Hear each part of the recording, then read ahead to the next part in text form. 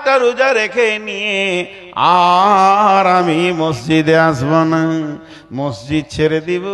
ফেসবুকে দিয়েছে একজন ভাই, আমাদের কয়েকটা মুসল্লি হারিয়ে গেছে, পেয়ে থাকলে ধরে মসজিদে ভরে দাও।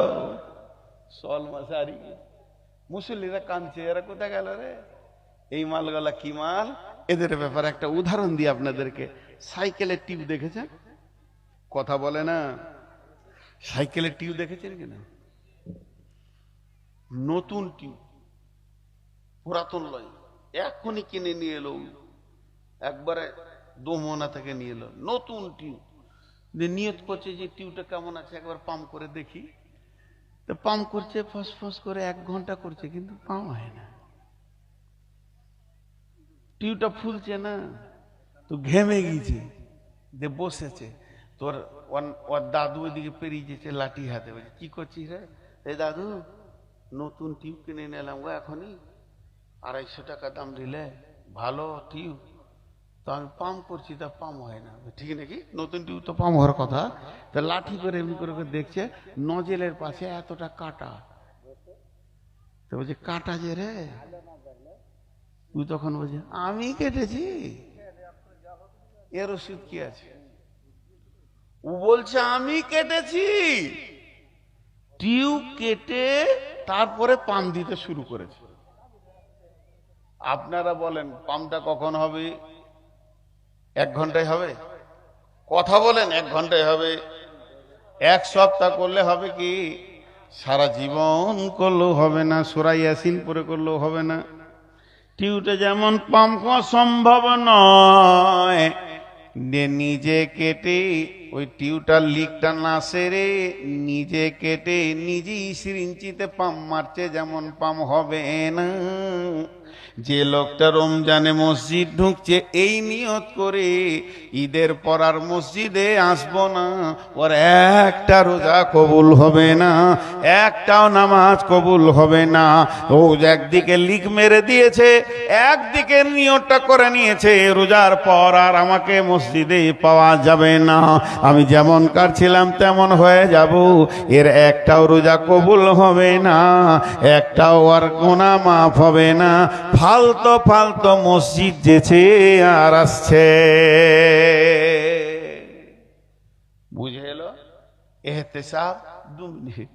এহতেসাব বা মানা ইখতিলাস, কথাগুলো একটু বোঝার চেষ্টা করেন। আমি আরেকটা উদাহরণ দিই। আমি হঠাৎ করে বিকেল বেলায় শ্বশুর বাড়ি যে আমার শালাকে বলছি 10,000 টাকা 10 লাখ টাকা দেন তো ভাই। কেন? বলছে রাস্তার ধারে একটা জায়গা পেয়েছি, 25 লাখ টাকা দাম, ও আমার 15 লাখ আছে, আর 10 লাখ পেয়েছি না, দাও ভাই আমার ওই জায়গাটা তোমার বোনের নামে আর আমার নামে করব। এর মনে মনে ভাবছে যে যাজ্ঞা বোনেরও তো 10 কাঠার মধ্যে 5 কাঠা হচ্ছে, দি। তো 10 লাখ টাকা, আজকে হচ্ছে বৃহস্পতিবার আর এই শুক্রবার আর শনিবার 3 দিন তো ব্যাংক বন্ধ আছে, রবিবার তো এমনি ছুটি। সোমবার দিন টাকা ব্যাংকে তুলে ঘর না ঢুকে তোমার 10 লাখ টাকা আগে দিব, তারপর আমি যাব।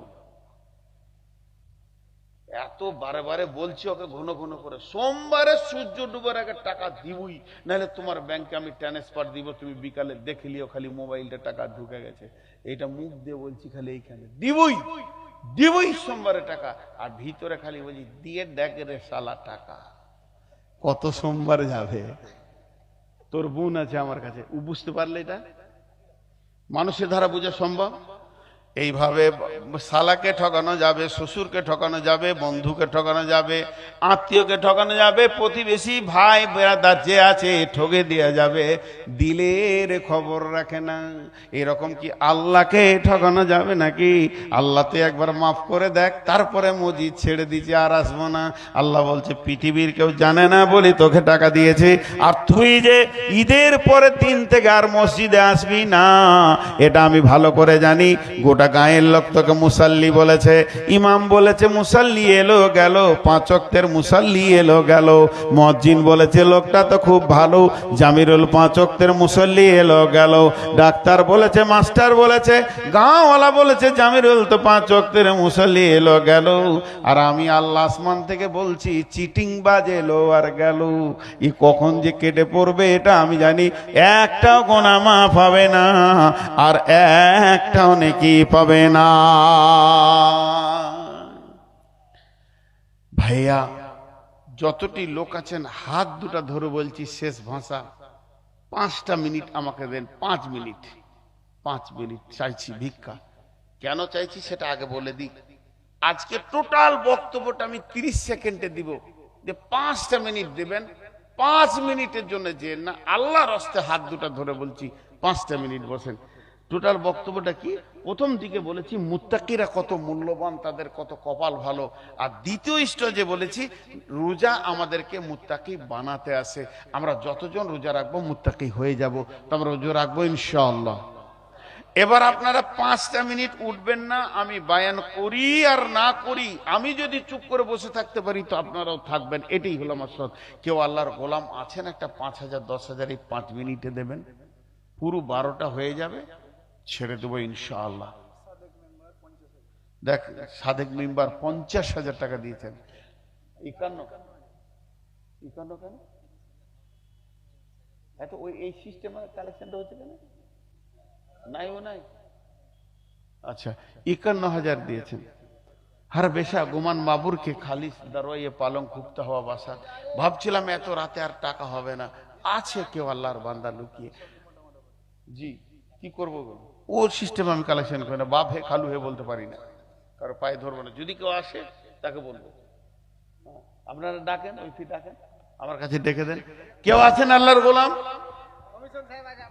ওই পেছন দিকে দেখা যায়, আমার চোখ আমার সামনে দিয়ে চল। আসেন সামনের দিকে আসেন। আপনারা যে কটা বসে আছেন, কেউ আছেন 2,000 5,000 দেন? রে বাপ, আরেকবার যা তো চাদর নিয়ে চাদর। 20,000 টাকা কত? 20,000 টাকা। দুবার বললে 20,000, কত হলো? 40। আরেকবার বলে কত? 10,000 টাকা। আমি তাহলে 50 হয়ে গেল। আলহামদুলিল্লাহ। তাহলে কমিশন আছে 50,000 টাকা। 20,000 দুবার, আবার 20,000, 70 ঢুকে যাবে। আমি সুজা মানুষ, আপনি 50,000 টাকা দিবেন? দেখেন ওটা গল্প আগেই করে নিয়েছি, কি 20,000 দেবে? আপনি কি করেন? বাইরে ঠিকাদারি। 25,000ই হলো। মাশাআল্লাহ, আল্লাহর গোলাম। আপনারা কে কি দিচ্ছেন দেন। এই 5, আমি যে বলেছি যে 5 মিনিটে দোয়া করব, আমার ওয়াদা সত্য। তাতে লোক থাক আর না থাক, 5 মিনিট আপনাদেরকে আমি ছেড়ে দেব।